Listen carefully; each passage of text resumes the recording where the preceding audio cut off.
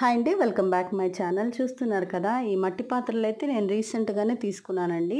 వంట మాత్రం చాలా బావుంటుంది. టేస్టీగా ఉంటుంది. చికెన్ కర్రీ ఇలాంటివన్నీ చాలా బావుంటాయండి. కొద్దిగా ఈ పాత్రలు వెయిట్‌గా ఉన్నాయి. అయితే ఇలా అవుతుందని నేను అస్సలు ఊహించలేదు.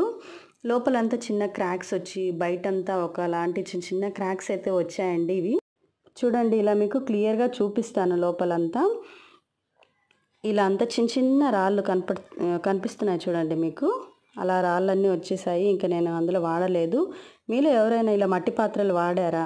మీకు కూడా ఇలా జరిగిందా? తప్పకుండా కామెంట్స్ చేయండి మీరు. అయితే చాలా మంచిది. మంచి టేస్ట్‌గా ఉన్నాయి. తప్పకుండా అందరూ ఇందులో ట్రై చేయాలి. నాకైతే చాలా ఫేవరెట్ అండి ఇందులో వంట చేసుకోవడము. మంచి టేస్ట్‌గా ఉంటాయండి ఇందులో వంట. మీరు తప్పకుండా ట్రై చేయండి. నా ఛానల్ సబ్స్క్రైబ్ చేయండి. లైక్ చేయండి. హెల్తీగా ఉండండి. Thank you for watching.